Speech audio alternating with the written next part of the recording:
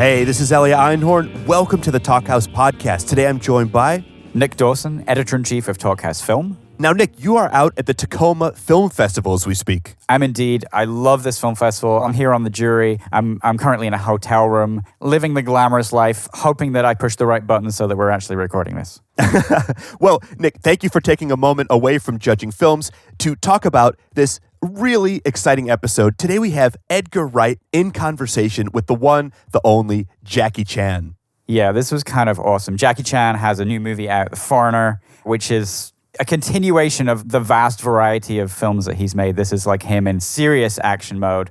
But of course, these guys are both people who are known for their fun and funny genre movies. One of the reasons that this was such an awesome pairing, you know, I've been trying to get Edgar on the podcast forever, and Jackie Chan I've loved forever. These guys are meant to sit down to talk to each other, and that's what we did for this podcast. They really are. Now, how did this come together, Nick? As I understand it, they have a mutual friend in common in the industry. Right. Both of them have worked extensively with this legendary stunt coordinator called Brad Allen, and he'd worked with Jackie since his early 20s, around the time that Jackie Chan actually broke through sort of as a major Hollywood star. And Edgar has worked with him both as a stunt coordinator and second unit director on a couple of movies, Scott Pilgrim and The World's End. You mentioned The World's End. That's part of the Three Flavors Cornetto trilogy, which is comprised of Shaun of the Dead, Hot Fuzz, and The World's End, made with Simon Pegg and Nick Frost. Yeah, Simon and Nick have worked with Edgar basically from the very start when they worked on Space together on TV. And then, you know, Shaun of the Dead just made Edgar and both those guys just massive stars. And rightfully so. Absolutely. And, you know, for anybody who hasn't seen Spaced or hasn't seen any of those films, you know, definitely go check them out. But also, you know, Edgar's work outside of that, both Scott Pilgrim and his most recent movie, Baby Driver, which came out in the summer, are phenomenal as well. Baby Driver, if you can still catch it in theaters, is quite an experience. As is, of course, everything that you could ever see by Jackie Chan. It really is. Now, Jackie Chan, of course, comes out of the legendary Hong Kong action movie scene, dips his toe in Hollywood, doesn't take right away, goes back to Hong Kong, and then in the 90s returns and really becomes a huge star in Hollywood. Completely. I mean, after his early experiences in Hollywood in the 80s, which were not particularly positive, he went back and basically decided to make movies his way back in Hong Kong, not only starring in them, but also directing them and sort of redefine the way that action movie fans thought about that work. But he only broke through sort of on his own terms in the 90s. He talks about how Rumble in the Bronx was a film that he made really for an Asian audience, but just because he was doing it his way, he broke through. And then after that, obviously the Rush Hour movies, Shanghai Noon and Shanghai Nights, and everything through to Karate Kid and most recently The Foreigner, which is now in theaters or about to be. He has become a star on his terms in Western cinema. He really has. Of course, growing up with these movies, it was so amazing to watch Jackie Chan do his own stunts. Here's the guy jumping off of a building to catch onto the ladder hanging from a helicopter that's 1,000 feet above the ground. He's actually doing this. He's jumping through glass windows. I mean, this guy has broken almost every bone in his body. He's got a plastic plug in his skull from all the stunts he's done. But here's the thing. As he says in this talk, he's an actor who can fight, not a fighter who can act. Yeah, he's tried to model himself in the latter parts of his career on people like Clint Eastwood, Dustin Hoffman, Robert De Niro, and really highlight his acting chops rather than just being dependent on his fighting skills. I mean, he is somebody with the most incredible screen presence and personality. The Foreigner, his new film, is really he plays a very sort of low-key character. And this is about brooding Jackie Chan, not laughing Jackie Chan. And he has that range that he's developed over the years. Right. And that comes up a little bit in this talk, Nick. I love that we hear about Jackie Chan's early days in the Peking Opera School. Right. And all the things that he learned and sort of the way that he has studied, you know, Buster Keaton and Harold Lloyd. And it's funny because Edgar describes him as martial arts Buster Keaton or martial arts Gene Kelly. He has this incredible grace to him as well. And of course, another thing they touch on, you know, when we're talking about the Hollywood stuff is the disconnect between the way he does things and Hollywood does things. And he has really funny stories about being on set with James Cameron and watching the way that he worked. So fascinating. You really realize that compared to Hong Kong, in Hollywood, time is money. Yeah, and he has great stories about shooting these incredible sort of like mind-bogglingly dangerous stunts and just, light's wrong. I'm going to go have a nap, come back tomorrow. Literally have a nap. And then stories of getting freaked out by potential ghosts of dead policemen while shooting Robbie Hood and his special Oscar last year at the Academy Awards. So many things they touch upon. Should we roll the tape? Let's roll the tape. It's such a pleasure to meet you. Nice to meet you. I've been such a huge fan for so many years. I thought I can meet you in Beijing. Yeah, I know. And then the dates changed. I was there, but the week that I was coming, we were going to meet. Then they had to switch our release dates to a week earlier. I was sad to not see you. And that was my first time in Beijing as well. How was Beijing? Like it? It was great. And it was the first of my movies ever to get a release in Beijing as well. So it was like thrilling for me. But it was great. I had a great time. I hope you like it.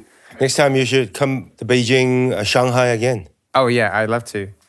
Let's do it. Yeah. I'm just going to be a fanboy, Jackie. And it was funny. The first time I became aware of you was when I was maybe when I was 10, I saw Cannonball Run. As most Western audiences. And then later, maybe 5 years later, you did a program in the UK, The Incredibly Strange Film Show with Jonathan Ross. It was 1989, and they did a whole hour on you. It was when you were making Miracles. Oh, yes. And that show, which was so full of clips of all of the films, it just blew my head off. And at that point then, when I was about 15, then I watched all of them on video. And then it was Police Story, Project A, Dragons Forever. Wow. So... And what's interesting, I just rewatched that documentary because I found it online, and I'd seen it many times. And one interesting thing that you said in the documentary in 1989 is you said that I think maybe in 3 years I'll retire. Yeah. So that decision changed. I don't know why. When I was 40, I think I probably retire soon. Then somehow I have suddenly get into an American market. Yeah. The rush hour, then Shanghai noon, Shanghai night, then I go back to Hong Kong, then think probably retire soon. Then boom, now I have a China market. Yeah. And then China market is so big, then makes me so busy. Now I don't know when I'm gonna retire. Because I was planning, okay, I'm not gonna do an action star anymore. I want to show audience I'm an actor.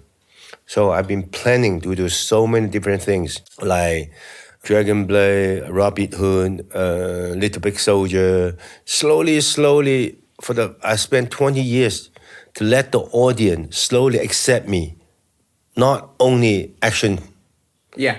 Then Karate Kid. And Karate Kid, they said, why, Jackie, you're so old and you're not fighting anymore. You let Jaden fight all the fighting. Even at the end, I fight with the bad guy, they cut it. Oh, I didn't know that. Yeah, after Jaden fight, suppose I fight with the master. And somehow they cut out the whole scene. But the movie comes out, they accepted, the audience, wow, you're a great actor. Then slowly my confidence coming, then I find some other good script. Suddenly I find out The Foreigner. Because all those years I've been refused so many scripts. All the script also from police from Hong Kong, police from China, CIA from Hong Kong, CIA from China. And Jackie team up with another black star. I said, no matter how, I only stay with Chris Tucker. Otherwise, it doesn't work. Yeah. And even they said, okay, Rush Hour, we cannot come up with a good idea. Let's do something beside Rush Hour, like some other things with Chris Tucker. I said, no matter what we do, the people think we're Rush Hour.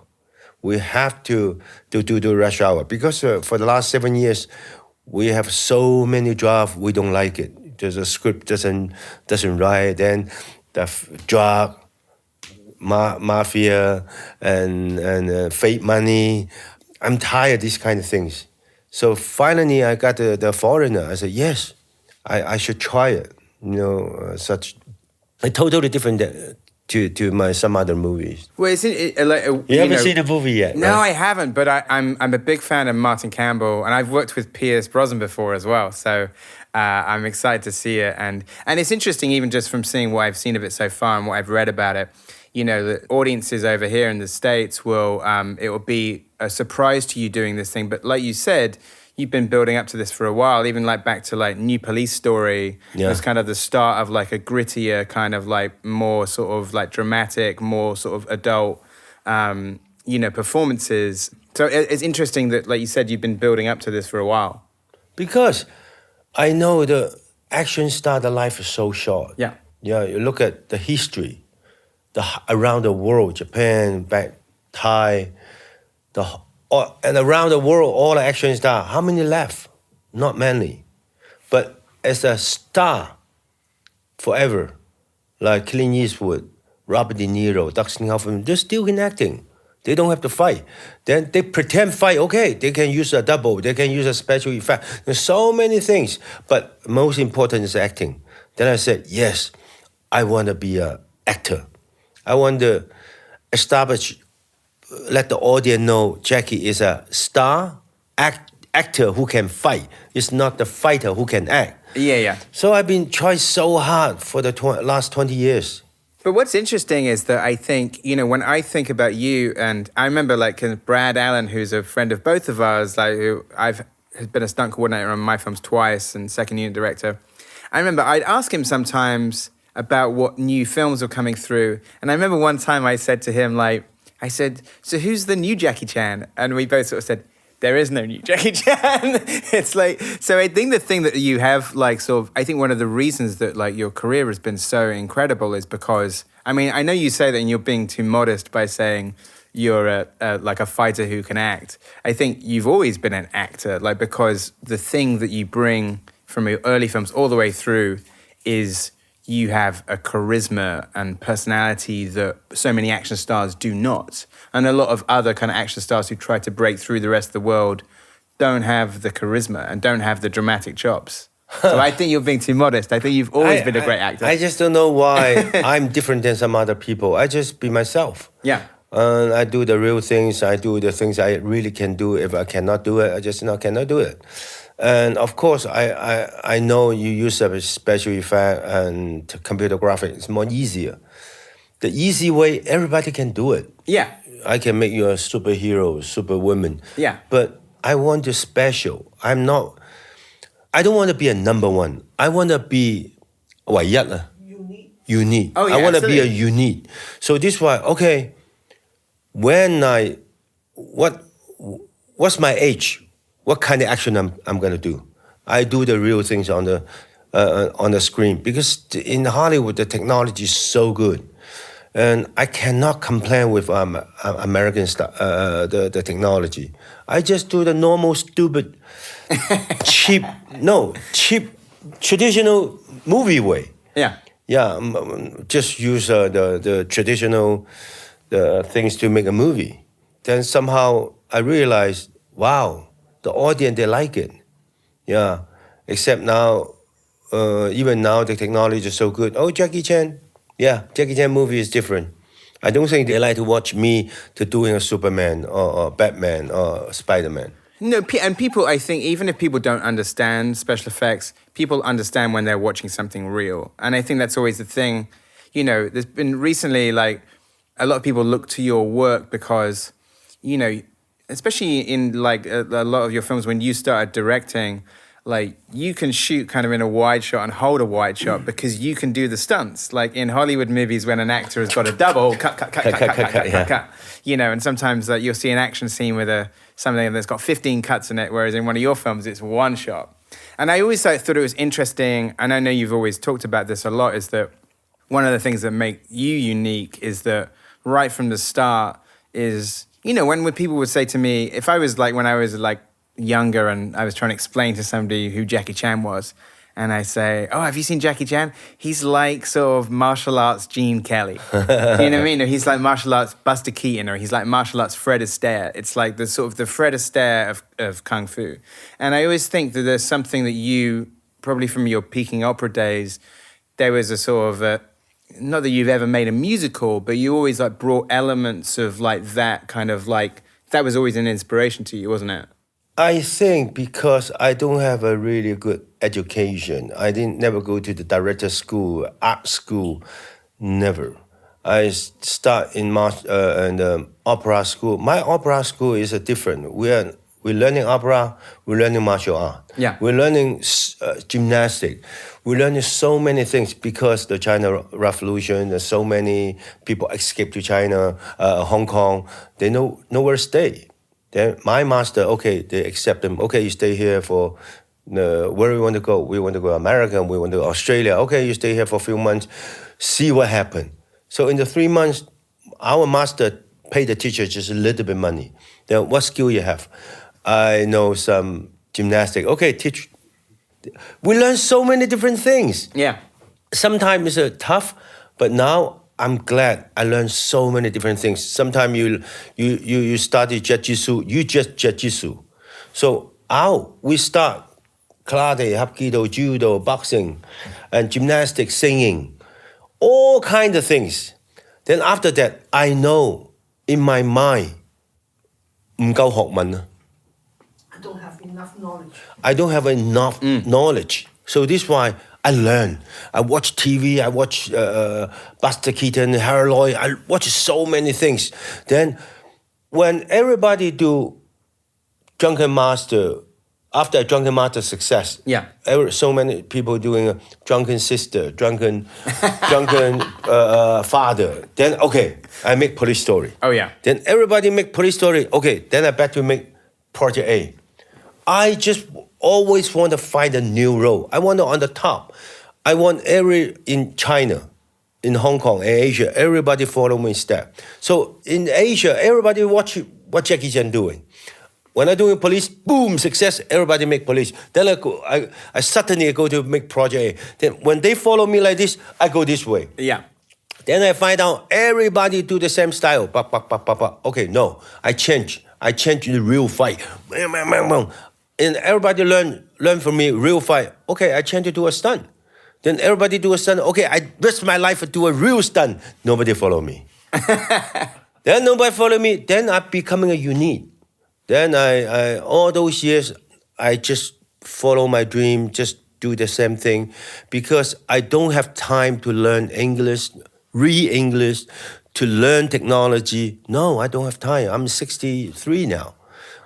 The young generation, good. See, look at the young generation. They can use iPhone editing. They can use so many things. Then they can buy so many machines. They put it together to make a movie. I don't.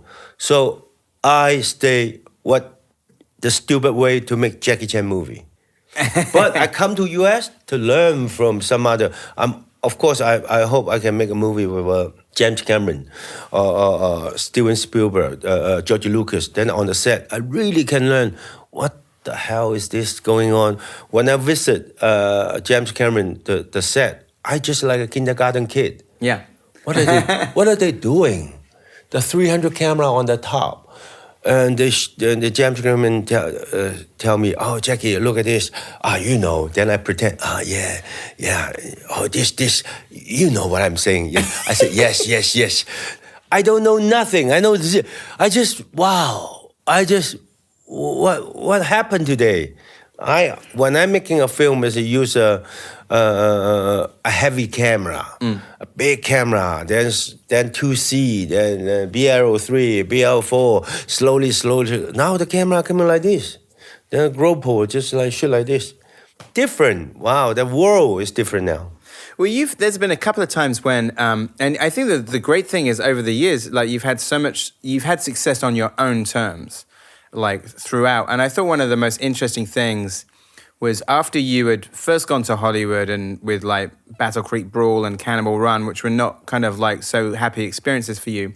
Then when you came back to Hong Kong, you took, rather than, go back with your tail between your legs, then to come back and start directing and like to have like Police Story and Project A, it was like you had come back from your sort of your first Hollywood adventure and then come back with a vengeance. Like, because those movies are then sort of like so ambitious and so ferocious And, you know, I remember the first time I saw Police Story, the whole of the mall kind of like climax is still to this day, still like 30 years later, it's still one of the best action sequences ever.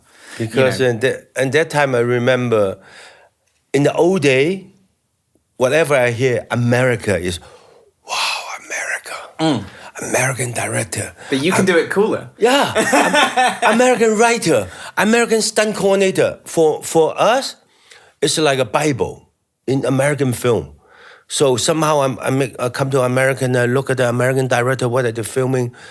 Even they do a stupid way. Then I still think, wow, oh, that's the way how to make a movie. Then But I think you switched it around. Slowly, I realized, no, it's wrong. Why are they doing this? And why doing action sequence for 25 the frame? It's wrong. Then later on, he asked me, usually, Jackie, what are you doing? I know the director is called Glickenhaus. Yeah, the Protector director. Yeah. James Glickenhaus, yeah. Then wow, young director. Then he do a 25 frame for action sequence. He do the master shot from the beginning, fight to the end. Jackie, I said, what? You fight? I said, I open the door, fight till the end? The whole shot? Yes. I guess, how can you do this kind of... And he used a 25 frame. I said, no. Sometimes tight shot, you're 24, wide shot, 22. You know, Then after the movie comes out, just terrible. Didn't you reshoot some of that stuff yourself, yes, right? Yeah. I go back. Then I reshoot the whole thing. Without him. Yeah, without him.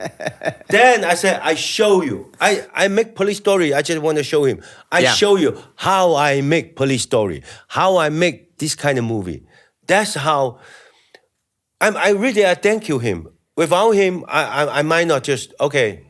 No, I think that's the thing is you took your frustrations. I think you changed. What you were saying is back then people would say, oh, Hollywood, oh, America. But then I think you were the start of the shift. Like in terms of your films throughout the 80s and 90s and also like, you know, John Woo, who you worked with as well. I think then people were watching these films. And even I as a fan, when I was a kid, I would say, why do the Hong Kong films look so much better than the American ones? What's happening here? Like sort of, and so you'd start to analyze what it is. And then part of it, even before I was a director and I understood, I would look at it and say, oh, I understand. It's because Jackie can do the stunts. Everything's in wide shots because they can be. I think because we don't have that many rules. Yeah. In America, there's so many rules. I remember in when I'm filming in Hollywood, then when I try to move the table, no, cannot touch. You cannot touch. They have to ask the prop guys coming. Yeah. No, and I cannot finish today. I finish tomorrow. If I cannot finish tomorrow, I finish 10 days. Like Drunken Master, the end of the only 6 or 10 minute fighting, 3 months. Yeah. No way you can do it in the US. Sometimes you're making American film, you just find out, on day, on budget, and schedule, that's a good. I said, no, it's wrong. We want to make a good movie. Yeah. We're not just make a movie. Now I find out I make so many American movie. On the set, I'm frustrated. They just want to, on budget, on day, good. Dialogue, 2 days. Fighting sequence, half days. I know.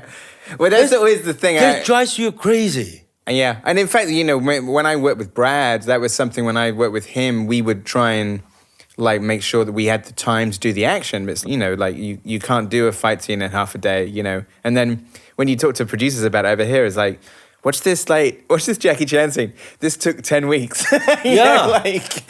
I said, easy. Okay, let's say in this room, we fight in this room. I can spend a month. Why? Because I break the window, break the TV, I fight on the roof, then I I slide to the pool, then I jump down. Okay? Before rehearsal, American director put it, good, wow, good. By the time coming, no, Jackie, we don't have time. I'm just easy. One punch, turn around, open the door, run, go, finish. 1 hour. If I break the window, go outside, 1 day, just one shot for one stunt. So, but in Hong Kong, we just do that. Okay, the whole team, we stand here just to set up the one shot. We're not good, raining, wait for next day, do it again. Yeah. You know me so well. Of course, you know the project 8 jump of the clock tower. Yeah. 7 days, one shot. Yeah. No way you can do it in US. Yeah. 7 days. The whole team, 4 camera, just sitting there like this. Fooling around. Because I'm scared. I'm gonna die. Every time I get up, I just, how's the sunlight? Top light not good. Okay, lunchtime. After lunchtime, how's the sunlight? After lunchtime, I'm gonna sleep. After sleep, how's the, too yellow. Okay, tomorrow.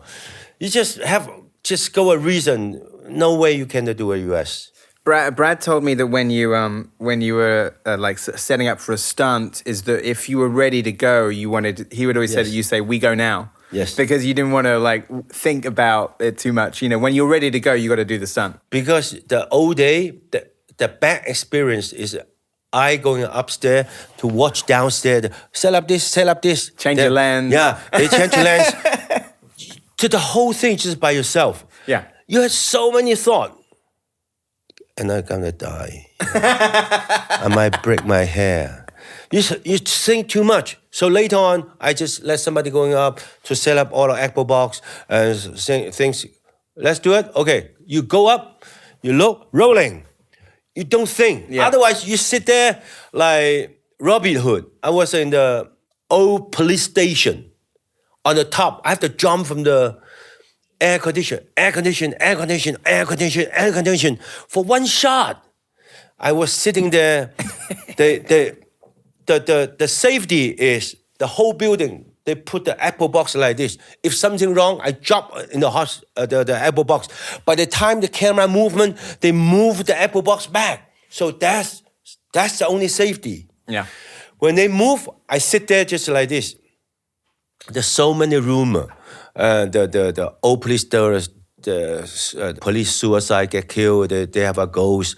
These kind of things. So they shut down, and they check. So they let us to do the whole thing. Then I sit there, watch behind opposite the building, the window. The wind blows, and I look down. The people walking. I said, "Wow! Now middle of the night. Probably there's a ghost. They want to take my life." And he can becoming a baby. Then suddenly, there's a prop guy crossing by in the hallway.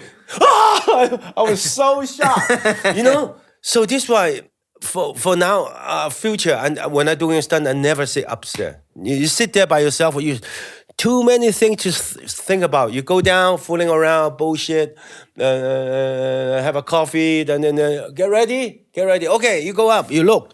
Okay, rolling. You just do it.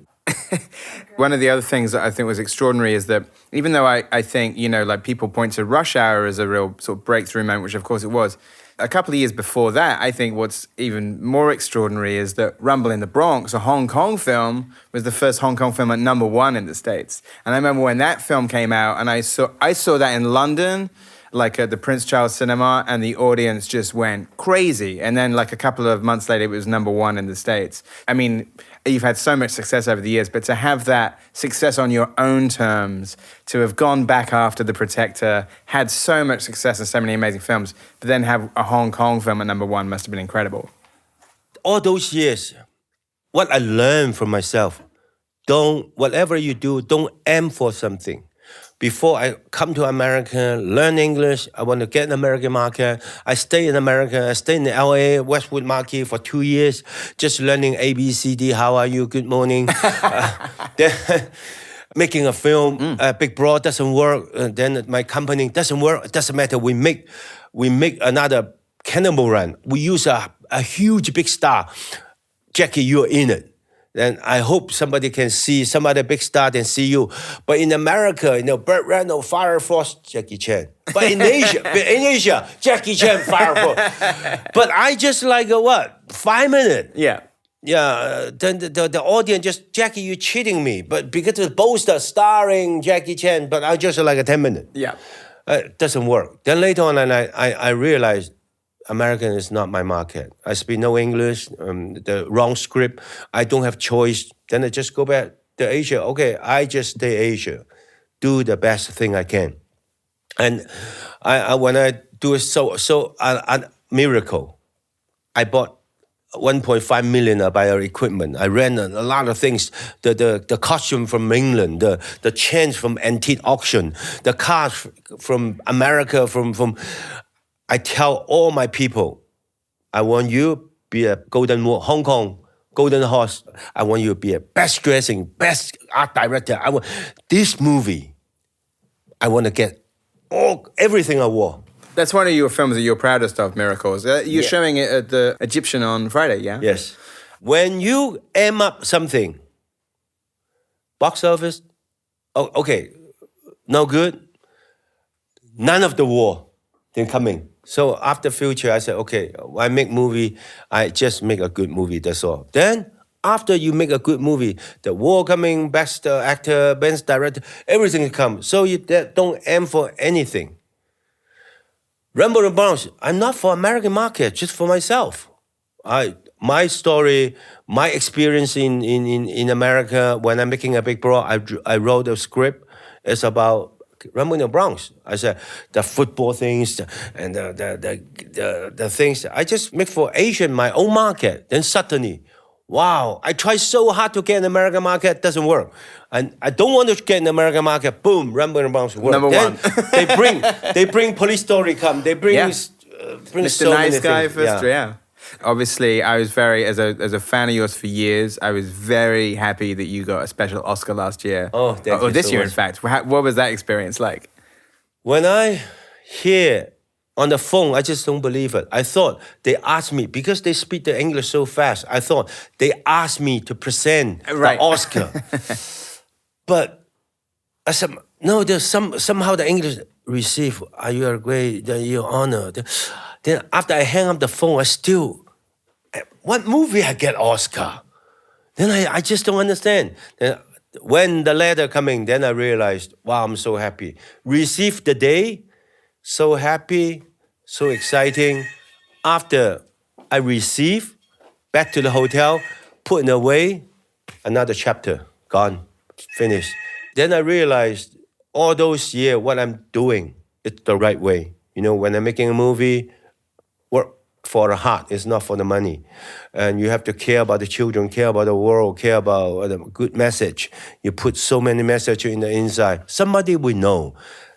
And after that, I'm not making a movie. I travel around the world to do a charity, helping people, helping an animal, helping so many.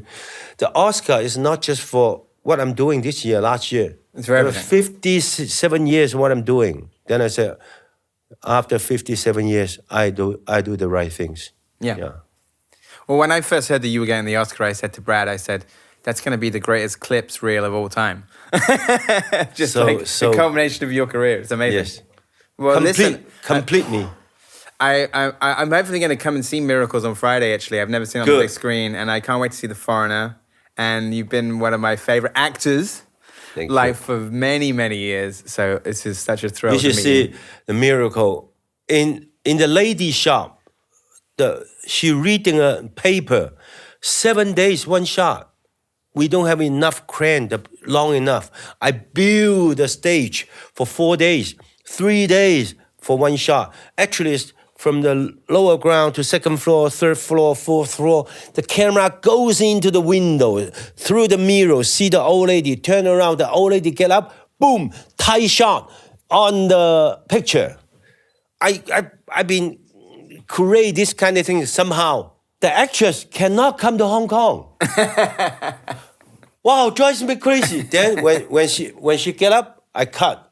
I stay 7 days, try to be a one shot, then somehow becoming a two shot. Yeah. It's still a beautiful looking movie. I've only ever seen it on video, so I'm looking forward to seeing it on the big screen. Big screen is good. Yeah. Well, I know you got to go, so. Thank you. Jackie, I must get a photo of you.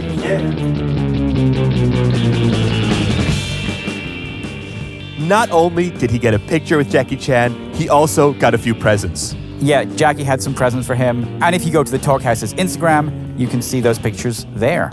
You can also find us on Twitter, On Facebook, and our YouTube channel, where you can watch the video of full episodes recorded live at the flagship Sonos store here in New York, including David Cross with Jean Grey and The Strokes' Fab Moretti, Kyle Mooney in conversation with Taron Killam, legendary hip-hop producers Prince Paul with DJ Premier, and so many more. And of course, don't forget, talkhouse.com is the place to go daily for awesome new essays by the best filmmakers and musicians out there, not to mention playlists, video essays, all kinds of amazing stuff.